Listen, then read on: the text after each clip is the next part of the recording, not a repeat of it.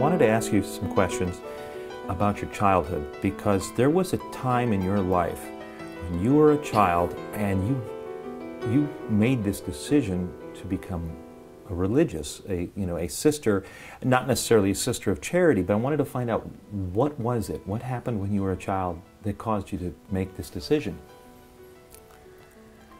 Well, I can't say that there was a specific time or a specific moment. I only know that being the 8th child in a family, a very Catholic family, I heard about the sisters a lot before I even got to school. So I was very curious about these sisters that gave their lives to God, that they didn't get married, they just did anything that God wanted them to do, and I liked that idea. And then, of course, when I got into 1st grade, I had this sister whose name was the same as mine. Her name was Sister Alice Marie, and I absolutely loved her. She taught us and prepared us to go to confession, and really taught us that Jesus really forgave us if we did something wrong. And then she prepared us for First Holy Communion. And at that age, it seems funny maybe to some people, but at that age I really understood what she was telling me about the transubstantiation, but she didn't use that word. That when Jesus came to us, he came to us body and soul, body and blood. I accepted that totally in 1st grade, and I thought it was an absolutely wonderful gift that I could have this. Well, then as I got older, the sisters in the different grade levels repeated this, but they also taught me, and it had to have been 3rd or 4th grade, when I began to realize that God is with us all the time. And I remember the one sister saying, when you're walking home from school, God is with you, beside you, in front of you, above you, inside you. Always remember God is with you, and then you'll always do the right thing. Well, then when I was in the 8th grade, I read the life of Saint Teresa of Lisieux.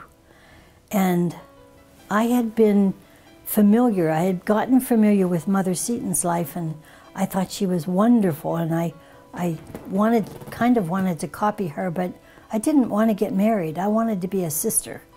And here was the little flower, and her autobiography was not easy to read because it was very flowery, but I got through the message to the message, and the message for me from her was that God doesn't expect extraordinary things. He just wants us to do ordinary things extraordinarily well. And I thought, that I can do.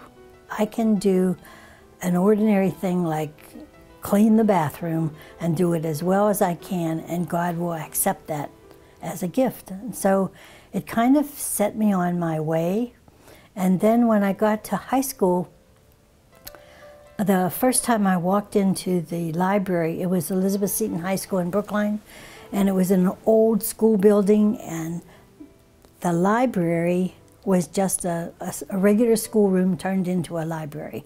And I found a whole shelf of books on the lives of the saints. So I made up my mind I was going to read from A to Z. And through that year, I took out every one of those books and read them.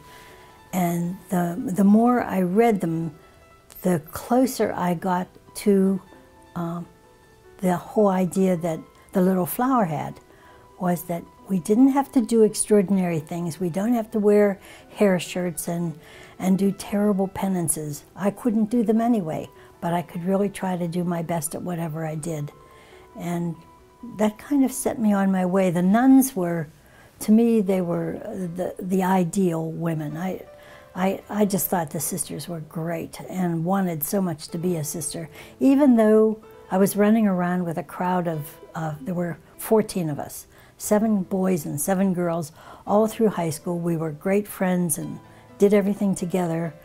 But out of that 14, when we finished high school, 2 of them became priests and 2 of us became sisters.